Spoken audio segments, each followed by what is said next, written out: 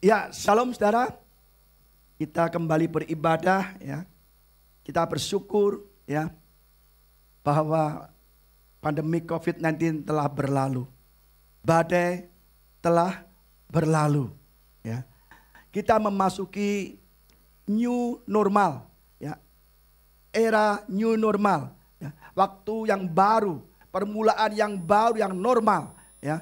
Oleh karena itu saudara, kita masuk yang normal, tetapi kalau kita hidupnya tidak normal, kita tidak akan mengalami ya kesuksesan, pemulihan, bahkan kebaikan-kebaikan Tuhan.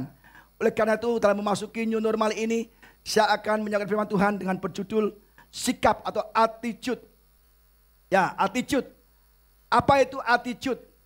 Apa itu sikap? Ya. Sikap adalah pernyataan evaluatif terhadap objek, orang atau peristiwa. Hal ini mencerminkan perasaan seseorang terhadap sesuatu. Ya, sikap adalah pernyataan evaluatif terhadap objek, orang atau peristiwa. Jadi saudara, respon kita itu paling gampang. Jadi attitude atau sikap atau tindakan kita atau pernyataan kita tentang sesuatu yang terjadi di depan kita atau terhadap orang atau terhadap peristiwa, itu sikap. Dan ini sangat penting saudara. Sikap ini sangat penting. Sikap atau attitude menentukan masa depan kita. Keberhasilan, kesuksesan atau mungkin keterpurukan itu sangat besar dipengaruhi oleh attitude kita.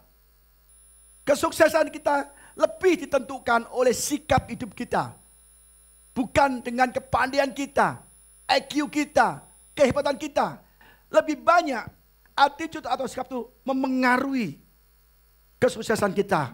Banyak orang pandai, banyak orang hebat, tetapi mereka tidak bisa mengalami kesuksesan. Karena apa? Attitude. Badai telah berlalu, kita sudah masuk ke new normal. Tetapi kalau kita memiliki attitude atau sikap yang salah, kita tidak bisa mengalami kemenangan demi kemenangan. Ya. Jadi bagaimana sikap orang percaya dalam memasuki new normal? Yang pertama adalah sikap yang benar terhadap diri sendiri. Ya. Maksudnya apa Pak? Kok sikap yang benar terhadap diri sendiri? Kita terkadang sering mengeluh. Aku gak bisa, aku gak sanggup, aku gak mampu, aku gak mungkin sukses. Mungkin aku takdirnya adalah orang miskin dan tidak bisa dipulihkan dari COVID-19. Kemarin COVID-19 selama 4 bulan aku udah hancur, semua udah aku jual, gak mungkin bisa kembali lagi. Dari mana aku punya modal lagi? Aduh kayaknya rumah tangga kita gak bisa diperpanjang lagi. Harus berpisah karena memang sudah berat sekali penderitaannya. Kita selalu mengukur diri kita ya, dengan hal-hal yang negatif. Nggak mungkin lah 7 turunan saya orang yang nggak sukses, orang yang miskin.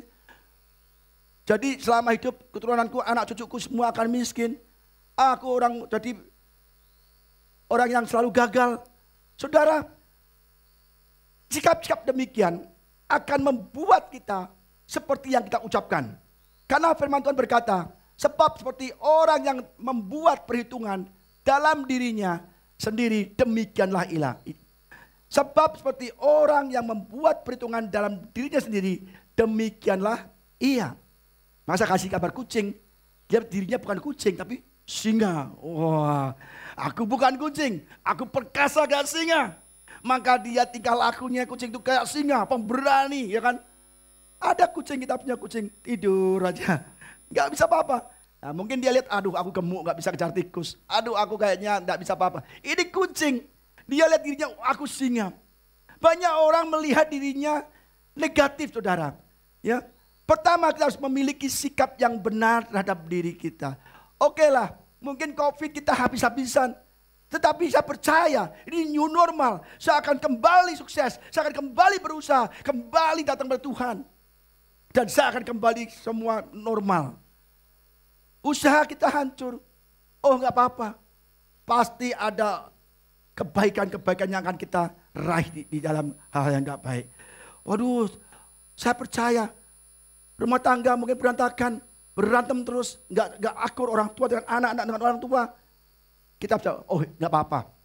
Ini demi kebaikan, saya akan terus berdoa kepada Tuhan untuk dipulihkan. Saudara, seperti orang yang membuat perhitungan dalam dirinya sendiri, demikianlah ia. Jadi kalau kita punya stigma atau pemikiran yang tidak baik terhadap diri kita, itulah kita. Wah saya gagal, wah saya nggak mungkin bisa beli motor. Ya kita nggak bisa beli. Karena pemikiran kita jadi patok bahwa kita nggak berhasil, kita nggak sukses, kita nggak. Padahal Tuhan sudah sediakan berkat bagi kita yang percaya Dia. Amin saudara. Dia sediakan apalagi kita sudah melalui masa-masa PSBB, lockdown. Ya 4 bulan kita nggak bisa kemana-mana, nggak bisa bekerja, nggak ada penghasilan. Tetapi kalau kita punya sikap yang benar, sikap yang sesuai firman Tuhan, saya percaya di new era ini, sekarang ini, saudara sedang menerima berkat-berkat dari Tuhan. Kita belajar dari bangsa Israel, ya, yang dijajah di Mesir 400 tahun lebih, di lockdown, di PSBB, disiksa, ditindas, ya. Kita belajar dari bangsa Israel. Nah, kita belajar dia di Mesir dibebaskan oleh Tuhan dan dia kasih banyak mujizat. 10 telah diberikan ketika bangsa Israel keluar dari Mesir. Tuhan berikan harta orang Mesir, ya, emas, perak, kain, dan di dalam 40 tahun itu, di dalam padang gurun itu, Tuhan kasih tiang awan, tiang api, laut Teberau dibuka, ya dibelah, dikeringkan supaya bangsa Israel bisa menyeberang di laut Teberau seperti jalan di tanah kering. Ketika hampir sampai ke tanah Kanaan, tanah yang diperjanjikan oleh Tuhan, tanah yang berlimpah susu dan madu, apa terjadi? Musa mengirim 12 pengintai. Yang dikirim adalah orang-orang top, pimpinan setiap suku. 12 pemimpin suku mengintai tanah Kanaan. Seperti gambar, tanah Kanaan ada tanah yang berlimpah susu madu. Dan Musa bilang, oke, kamu intai dulu tanah yang kita masuki. Bagaimana keadaannya? Bawa buktinya.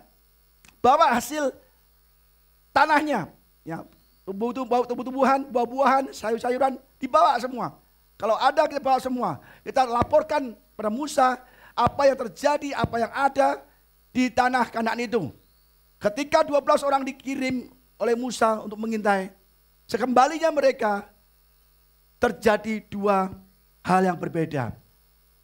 10 suku memiliki respon atau sikap yang berbeda dengan Yosua dan Kaleb.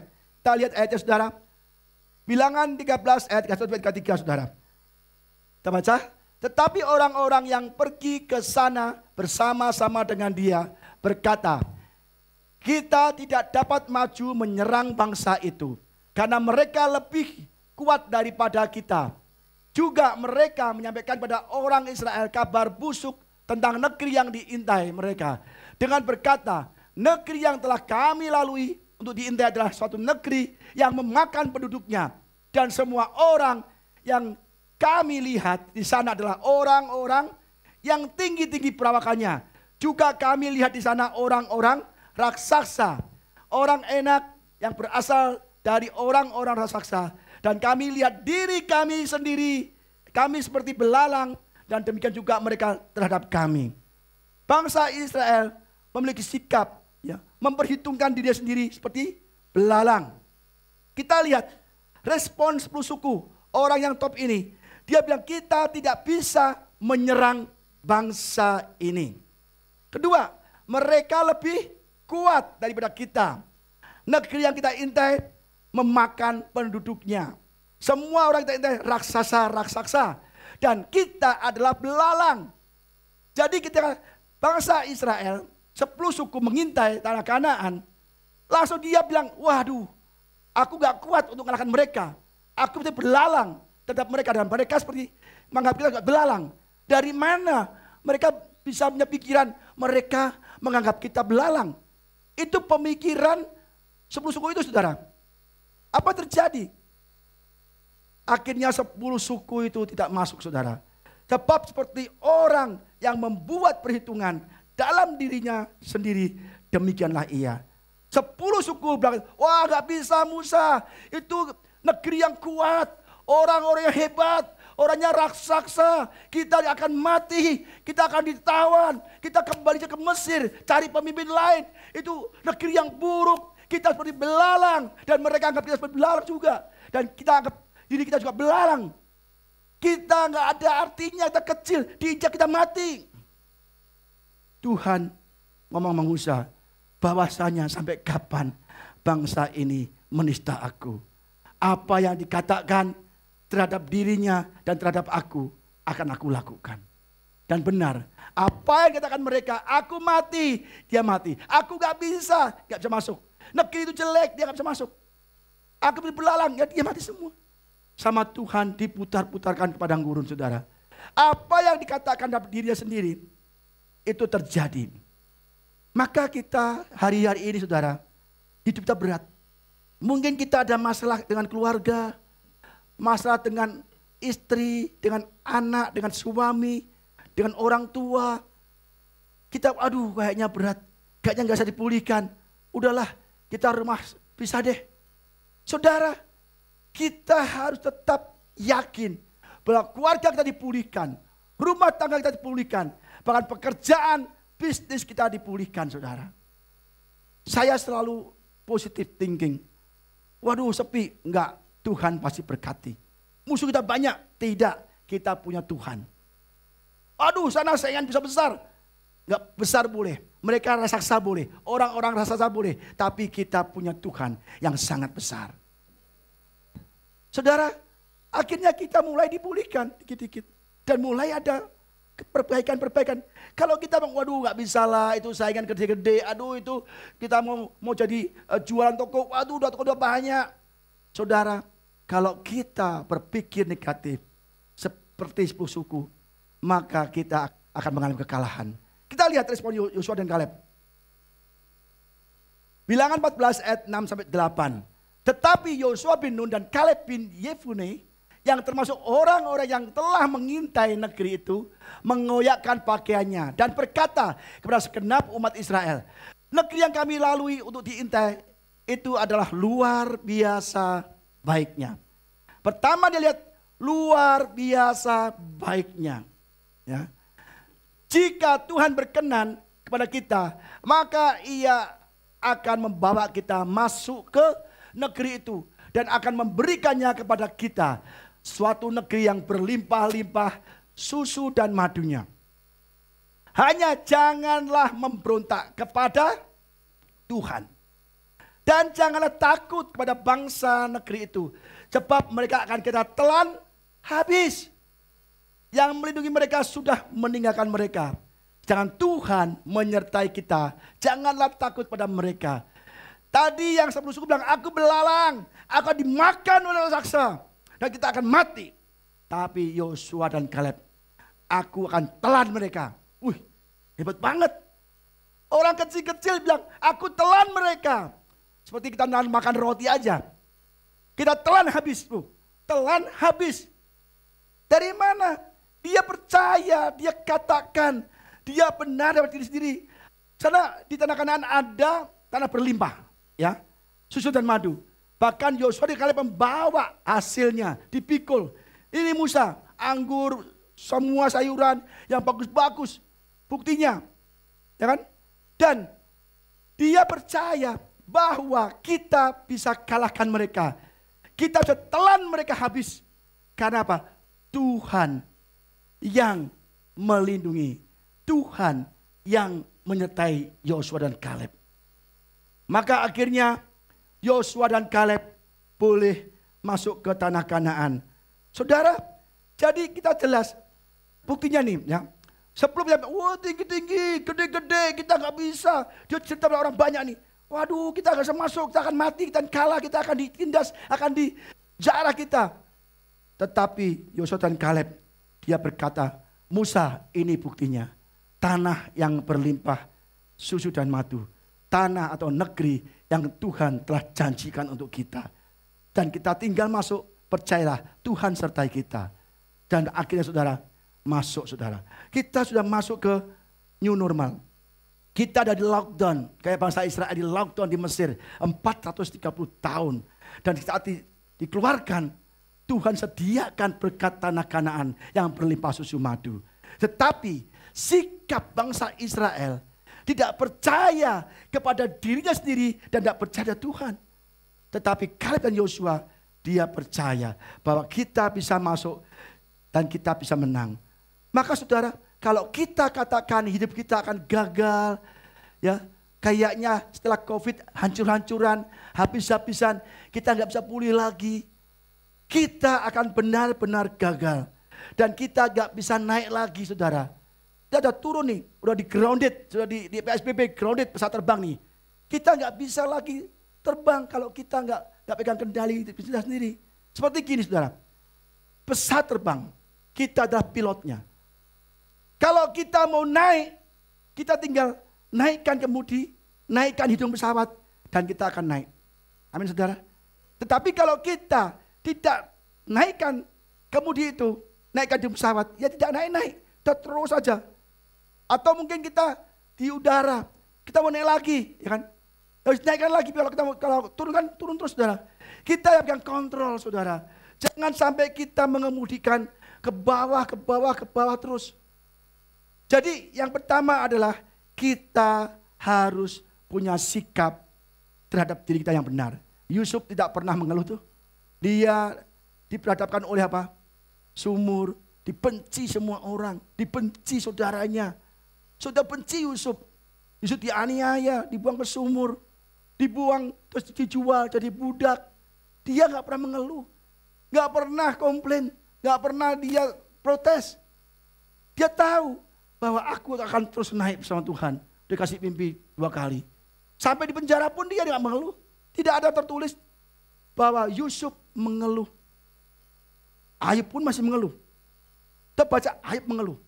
2 pasal pertama Ayub itu adalah penderitaan. Pasal ketiga Ayub mulai mengeluh. Mengutuki dirinya. Mengutuki dirinya. Mengutuki kelahirannya. Lebih baik aku udah lahir. Aku kutuki lagi kelahiranku. Aku kutuki hari yang saat aku lahir. Lebih baik ada berita, Ayub telah lahir, gak ada. Dari ayat pasal 3 sampai pasal 41. Itu isinya Ayub berbantah, Ayub mengeluh, Ayub membenarkan diri terhadap temannya dan Tuhan. Tetapi di ayat 42, Ayub menyadari bahwa dia salah. Akhirnya dia naikkan itu setirnya pesawat untuk naik ke atas. Tuhan, Engkau yang benar. Bahwa Engkau lebih besar dari semua yang aku hadapi. Di saat itu juga Ayub dipulihkan. Saudara, kalau kita masuk new normal ini, kita banyak mengeluh. Berarti sikap kita terhadap diri kita belum benar. Kita masih dalam hidup salah terus. Aku benar, aku harus benar-benar berubah. Aku salah, aku gak baik, tapi aku mau berubah. Maka kalau kita mau berubah, sikap kita terhadap diri kita, banyak orang suka, saudara. Ya, jadi kita harus yang lemah berkata aku kuat. Yang sakit berkata aku sehat atau sembuh. Yang miskin berkata aku kaya. Kalau kita sakit, aku mati deh, aku mati. Kita akan mati benar, saudara. Berapa kali kita yang orang sakit, gimana apa kabar, Pak? Parah. Aku mati aja. Bisa mati benar. Tambah parah kan? Kita kasih, jangan bilang parah. Bilang haleluya. Puji Tuhan. Sekarang jadi baik. Kalau kita sakit itu parah, aku mati aja. Kalau kita nggak tarik omongan itu kayak Ayub tarik omongannya, bisa terjadi benar. Ayub berkata, aku menarik semua perkataanku. Ayub. Dan Tuhan pulihkan. Jadi kalau saat ini saudara mengutuki anak saudara, suami saudara, istri saudara, kata-katain, lu bego, lu gak bisa sukses, lu nanti mau jadi apa? Lu bego amat sih. Gitu. Siapa orang tuamu? Nah, kita sendiri, orang tua kita sendiri. Kan papa orang tua saya. Oh iya ya, saya lupa. Jadi saudara, akhirnya anak kita kelak akan bego benar. Tarik itu ucapan Tuhan, aku tarik itu kutuk-kutuk yang aku ucapkan untuk anak saya. Maka kita akan benar, saudara. Rubahlah pikiran kita. Ya. Janganlah kamu menjadi serupa dengan dunia, tapi berubahlah ya, oleh pembaruan budimu, sehingga kamu dapat membedakan manakah kehendak Allah dan apa yang baik dan yang berkenan pada Allah dan yang sempurna. Kita harus rubah pikiran kita terhadap diri kita. Kalau selama ini aku gak bisa, aku gagal, aku gak bisa punya jodoh, aku gak bisa sembuh, gak bisa dipulihkan. Aduh kayaknya omsetku gak bisa naik. Rubah. aku akan terus naik, tidak akan turun. Jadi kepala dan bukan ekor. Gimana merubah pikiran kita, saudara? Pertama, kita harus renew what you see. Perbaruilah apa yang kau lihat. Ya kalau kita pengen pikiran kita baru dan yang benar dalam diri kita, rubah dengan cara apa? Perbaruilah apa yang kita lihat. Renew what do you see. Kita lihat apa? Banyak kita melihat hal-hal yang menakutkan, beritanya yang menakutkan, melihat hal yang tidak baik. Saudara, rubah semua. Lihat yang baik, baca firman. Jangan lihat kriminal terus, saudara. Dulu mama saya hobinya nonton patroli. Ada kan dulu? Ada ya patroli ya? Nah, yang ada pernah nonton tuh. Mama saya tiap hari kan dia di kamar aja. Dia nontonnya patroli, buser, apalagi ya? Yang polisi-polisi pembunuhan tuh loh. Tahu nggak saudara? Setiap hari dia telepon kita. Hati-hati ya, jangan keluar rumah. Banyak perampok. Hati-hati kalau pergi, bilang istri kamu jangan bawa tas yang bagus, jangan malam-malam, jangan gini. Tiap hari kalau berkata jangan begini, jangan begitu. Itu loh diculik, itu loh dibunuh, itu loh dirampok, itu loh. Jadi apa? Karena apa yang dilihat mama saya adalah hal-hal pembunuhan, perampokan. Kamu jangan keluar, nanti kena COVID. Kamu nggak pergi pakai masker, pakai helm, semua lengkap kayak astronot itu aja. Kita kayak aneh, saudara, kayak aneh. Kenapa? Kita lihat sesuatu yang selalu buruk, yang memengaruhi pikiran kita. Kita harus memperbarui apa yang kita dengar. Kita dengar apa? Kejahatan, dengan orang ngomel, dengan berita-berita buruk, berita-berita yang membuat kita cemas. Oh, ekonomi Indonesia akan turun, nanti kita banyak pengangguran, banyak masalah, banyak apa. Saudara, memengaruhi hidup kita. Oh benar juga ya, kayaknya ekonomi mau turun nih. Kita kayaknya nggak mungkin deh, bisa pulih. Wah kita stres gimana nih. Akhirnya apa? Kita mendengar, melihat sesuatu, akhirnya pikiran kita kacau, saudara. Kita harus melihat kebaikan Tuhan atas hidup kita. Dia pagi bilang, hari ini hari yang Tuhan berikan untuk aku. This is the new day for me. Jadi hari ini adalah hari Tuhan yang Tuhan berikan untuk aku. Gitu. Kita dapat dengar hal yang baik. Kita mendengar firman Tuhan. Sering lihat YouTube, dengarkan khotbah, sering baca firman, dengar puji-pujian, maka kita dikuatkan. Maka kita berkata, yang lemah berkata aku kuat, yang miskin bisa berkata aku kaya, yang sakit bisa berkata aku sembuh, aku sehat. Tapi kalau kita melihat COVID terus begitu panas, waduh COVID-nya aku corona nih. Langsung kita kayak orang gila. Begitu flu, waduh flu nih, aduh COVID nih. Saudara, kita bisa kayak orang gila, benar saudara. Saya nggak pernah gitu kok, abang panas, nggak masalah. Sakit, nggak masalah. Karena saya percaya apa yang saya dengar adalah firman Tuhan. Apa yang saya baca firman Tuhan. Apa yang saya pikirkan firman Tuhan. Maka saya tidak pernah takut akan ekonomi hancur, sakit penyakit. Apa masalah apapun saya nggak takut. Karena apa yang saya lihat adalah firman Tuhan. Apa yang saya dengar adalah firman Tuhan. Apa yang saya pikirkan firman Tuhan. Kalau kita punya pikiran firman Tuhan, kita ada masalah ekonomi, kita akan berkata, Allahku akan memenuhi segala keperluanku menurut kekayaan dengan Kristus Yesus. Kalau kita takut COVID, Allah tidak berikan roh yang menimbulkan ketakutan, tapi roh yang memberikan ketertiban, yang menjadikan kita kuat. Kalau kita kekurangan, oh tenang aja, Allahku yang punya surga. Kalau sakit, oleh pilihan Yesus aku disembuhkan.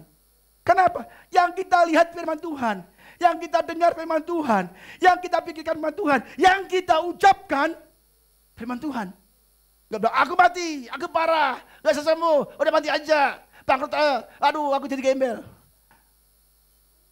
Apa yang kita dengar, apa yang kita lihat, apa yang kita pikirkan, itu yang kita katakan. Apa yang kita katakan, itu yang kita lakukan.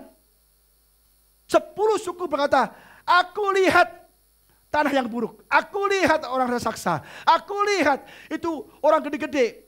Itu aku lihat kita tidak bisa masuk. Apa yang dipikirkan? Kita akan mati.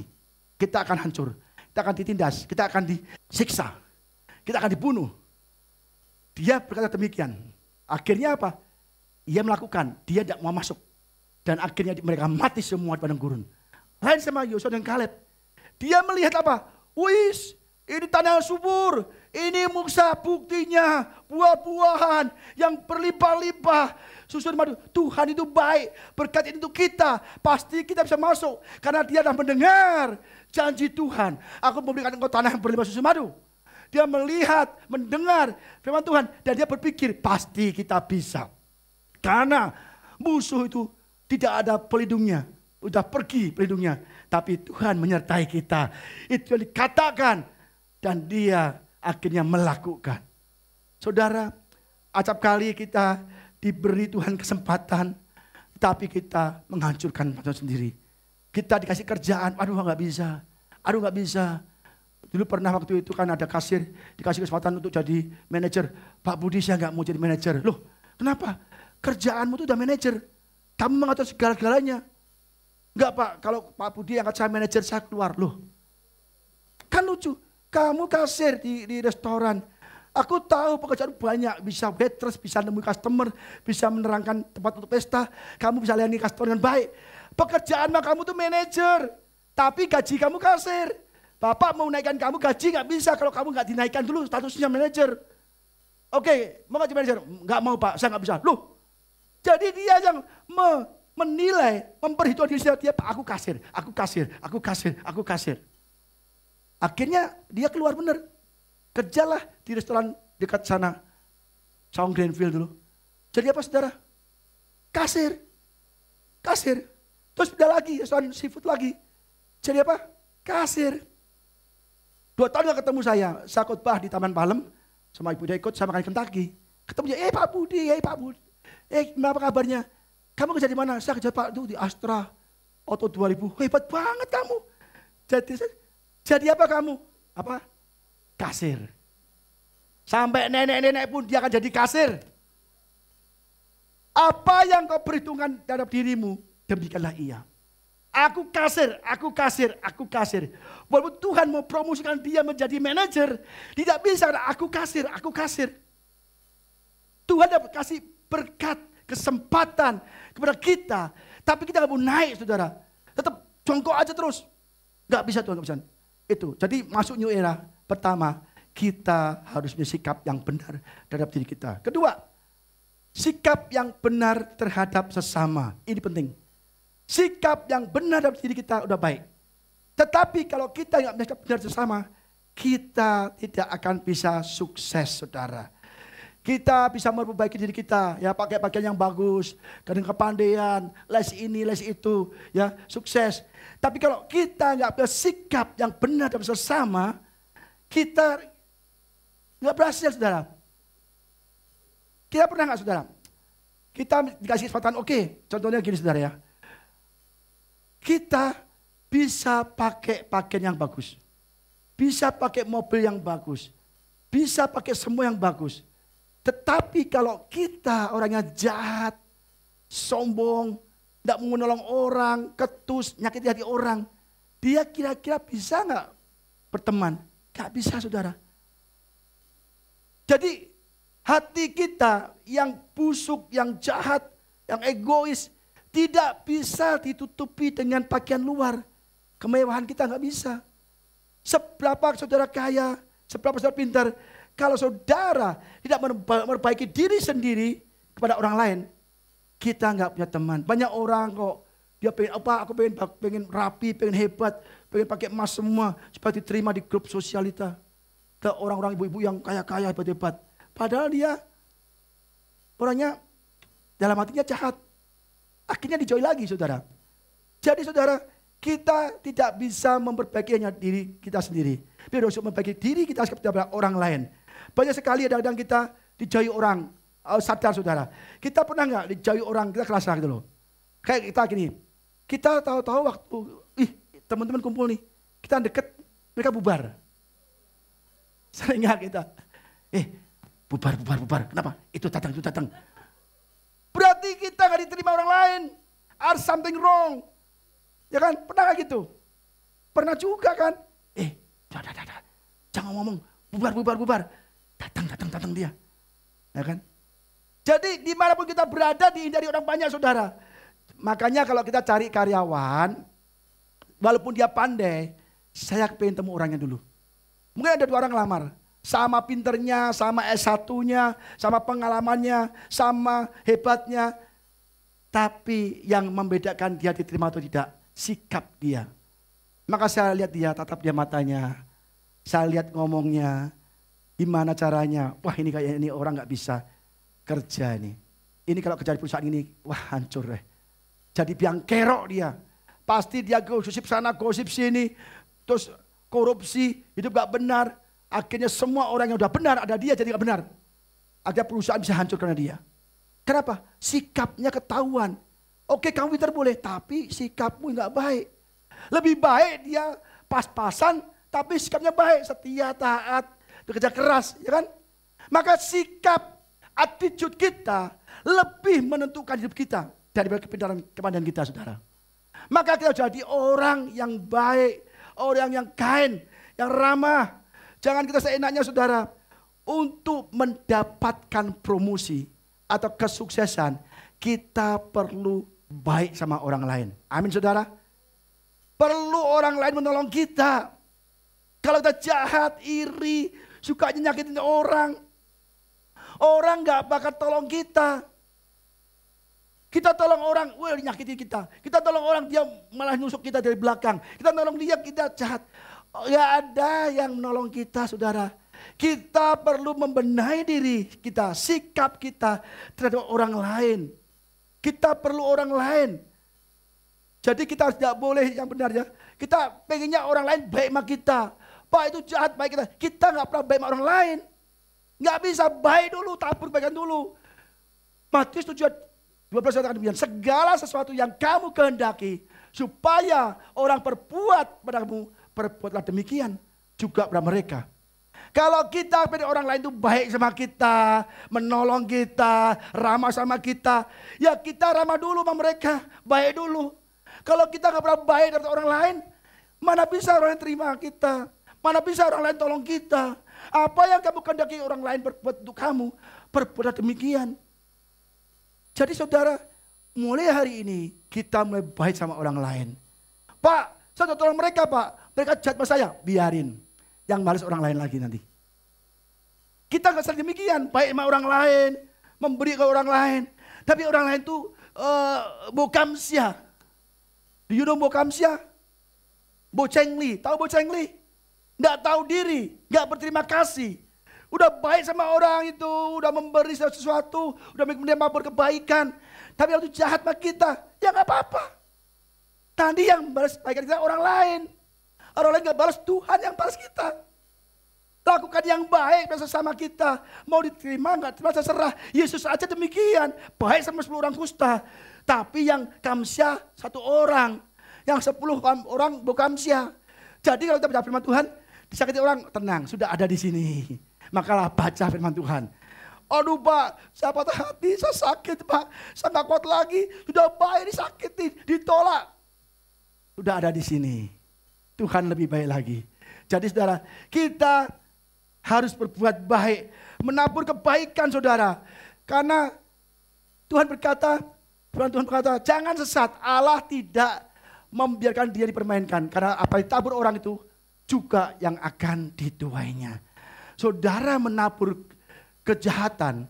Saudara menabur hal-hal yang tidak baik, fitnah, kejahatan apapun. Mungkin yang dijahatin gak balas pada kita, tapi orang lain yang balas pada kita saudara. Mungkin kita jahatin si A, dijahatin, diserang terus. Si A gak balas, karena dia dalam Tuhan. Tapi Tuhan kirim orang si B, si C untuk menjahati kita saudara. Karena apa yang kita tabur, itu yang kita tuai. Kita nabur 1, nuai banyak. Kita sakitin 1 orang, nanti 5 orang nyakitin kita semua. Lebih parah lagi kan.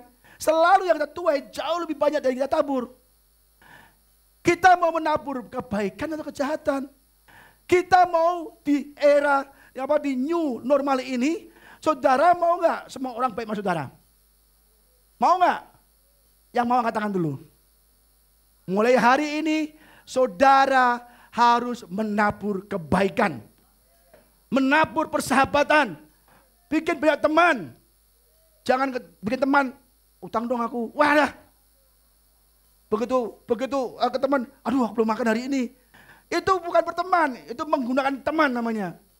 Kita benar-benar berteman dengan tulus. Kalau saya berteman dengan tulus, saya percaya saudara nganggur. Kerja sama aku aja. Karena orang itu baik. Kalau kita baik sama semua orang, kita susah, jangan khawatir. Tidak usah khawatir. Kenapa? Akan banyak teman yang menolong kita.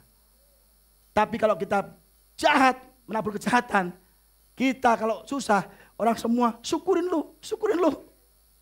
Ya kan? Enak mana? Ditolong apa disyukurin? Nah, hari ini yang tadi berkata harus berbuat baik. Jangan ada motivasi berbuat baik. Harus ada taburan. Nggak mungkin kita menuai tanpa menabur. Saya punya sawah di Serang. Bentar lagi Senin ini besok Pur mau ke Serang, mau ambil hasil panen. Kenapa ada panen? Karena sebelumnya ditabur dulu. Ya kan? Nggak bisa kita nggak menabur dulu. Oke, aku punya sawah 1 hektar. Syaklin doa. Huratakara pasiki atakara takara huratakapa tumbuh. Huratakata. Kita tiap hari bahasa roh keliling sawah. Tumbuh nggak kira-kira padinya? Nggak tumbuh. Tabur dulu baru doa. Kita maunya nuai tanpa menabur. Tidak bisa. Kita tuai dulu, tabur dulu. Nah besok Pur ke sana mau ambil. Jadi saudara, kita harus menabur dulu kebaikan. Tapi kita selalu udah enak lupa. Saudara, mari kita sama baik, kita harus saling menabur. Jangan selalu menyalahkan orang lain. Kita tuh beri berkat tapi kita yang menghancurkan. Saya punya tukang AC dulu. Tukang AC saudara. Dia kerjanya jelek, servis jelek, mahal lagi. Waduh, gak kamsyah gitu loh. Jelek banget saudara. Akhirnya apa? Saya gak pakai dia lagi. Kenapa? Dulu di kampung Jawa tuh. Waduh dia tuh servisnya gak baik. Semua dibersihin. Tahu-tahu harganya mahal. Dan servisnya gak baik. Kita tanya dia marah-marah. Sejak itu dia gak pakai lagi. Sekali untuk selamanya gak pakai lagi. Tapi yang kita pakai sekarang ini yang rat AC. Dari dulu sampai sekarang kita pakai terus. Ada 30 AC semua dia yang pasang.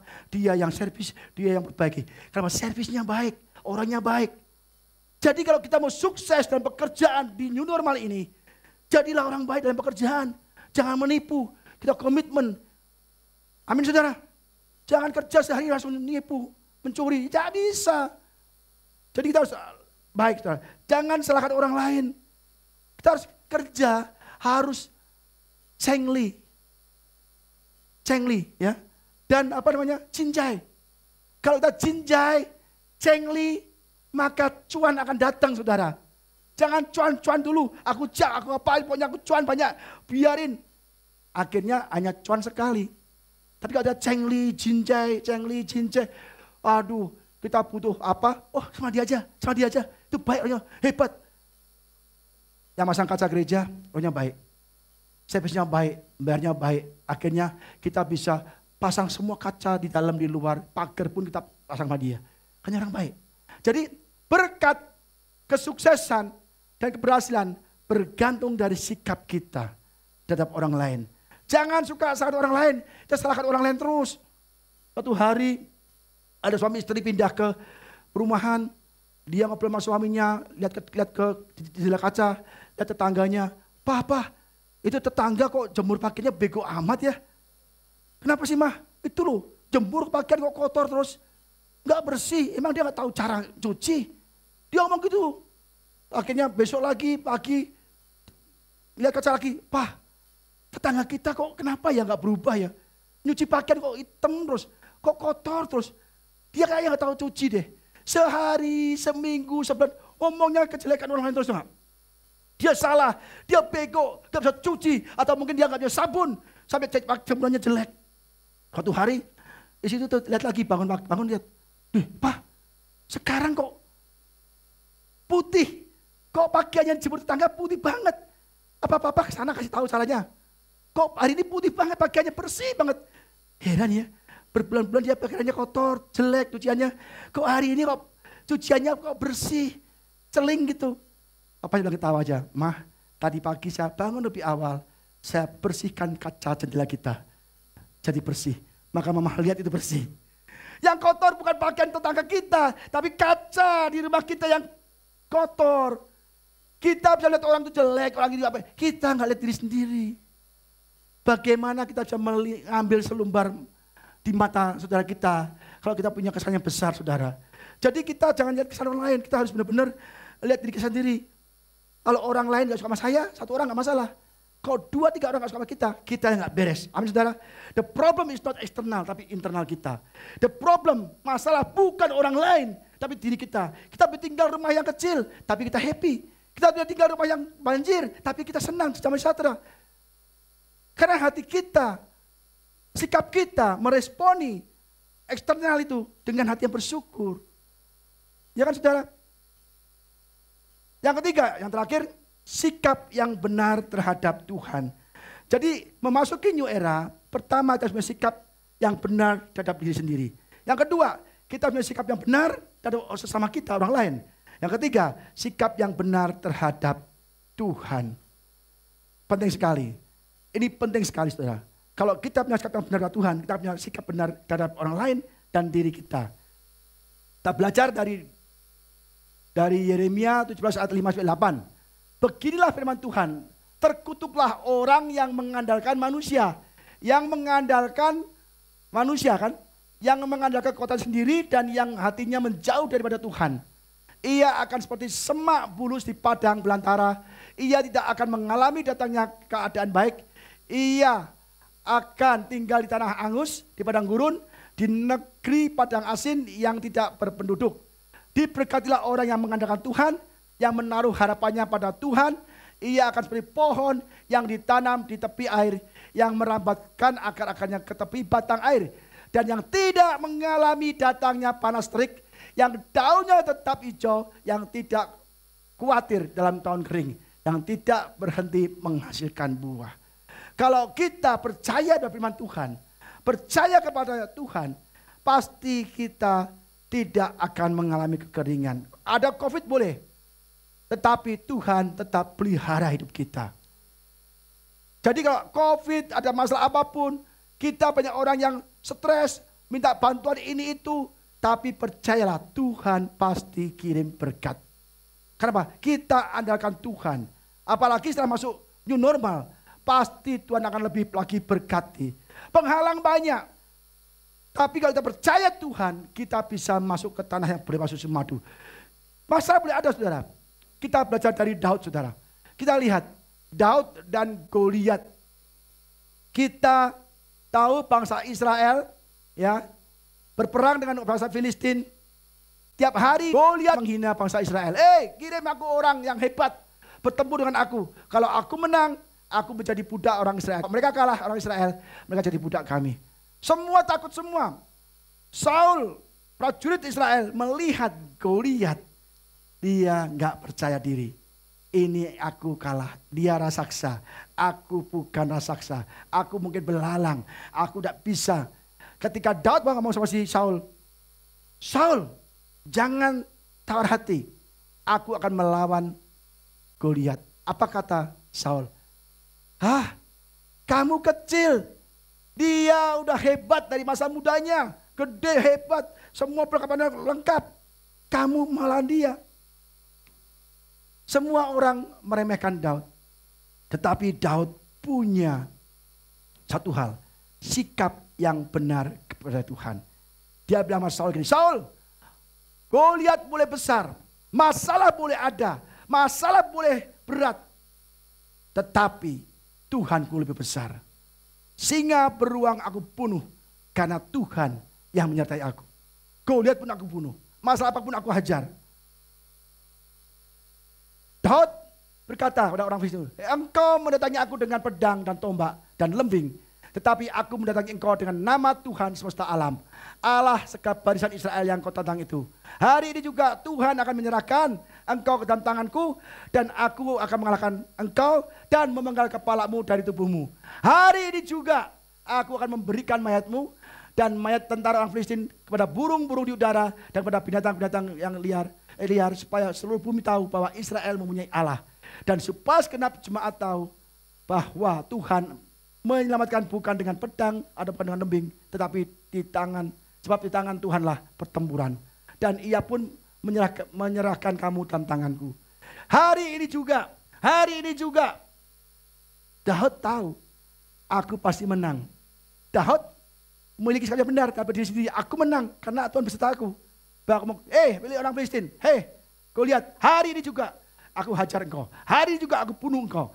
Dia dah menang dalam pikiran dia. Udah menang, imannya dimenang. Maka tinggal maju, mati mereka. Kau lihatnya. Jadi saudara, kita harus benar-benar tahu. Hidup kita ditentukan oleh kita sendiri. Amin saudara. Tuhan memberikan kebaikan, berkat, mujizat, peluang, kesuksesan, keberhasilan. Tapi respon kita, sikap kita, itu yang menentukan apakah kita bisa berhasil atau kita hancur saudara. Mari kita belajar saudara. Jangan sampai kita, gak mungkin lah. Kita punya Tuhan yang hebat. Saya berkali-kali kesaksian. Siapa ada masalah, Tuhan aku tahu. Tuhan yang berkuasa, Tuhan yang besar. Saudara, bagaimana cara memiliki sikap yang benar? Pertama, bahwa kita punya sikap yang benar terhadap diri kita, terhadap sesama, terhadap Tuhan. Kita pertama harus sering berdoa. Di sini siapa yang sering berdoa? Angkat tangan. Bagus. Kita kalau sikap yang benar terhadap diri kita, sesama kita dan orang lain dan Tuhan, kita sering berdoa. Kedua, sering membaca Alkitab. Di sini siapa yang baca Alkitab tiap hari? Kok mulai sedikit? Ada doa banyak semua doa. Kapan doanya? Doa makan Pak. Wah, yang penting doa Pak. Saya baca Alkitab tiap hari. Maka saudara akan menjadi kuat. Dia akan punya percaya diri. Sikap kita akan benar terhadap diri kita sesama dan Tuhan. Karena baca Alkitab. Saya selalu dikuatkan oleh Alkitab. Selalu. Ada masalah saya baca Alkitab. Wah, dikuatkan. Ya. Kita harus sering memuji, menyembah Tuhan. Siapa yang sering menyembah Tuhan? Mulai dikit lagi. Kita harus beribadah ke gereja, semua ke gereja. Ya, penting saudara. Ajak istri kita, anak kita, orang tua kita ke gereja. Jangan ajak istri orang lain ya, nggak boleh. Istri sendiri diajak ke gereja. Yosef bilang berkata demikian, aku dan keluargaku memuji, beribadah kepada Tuhan. Dan kedua, kita harus memiliki 9 buah roh.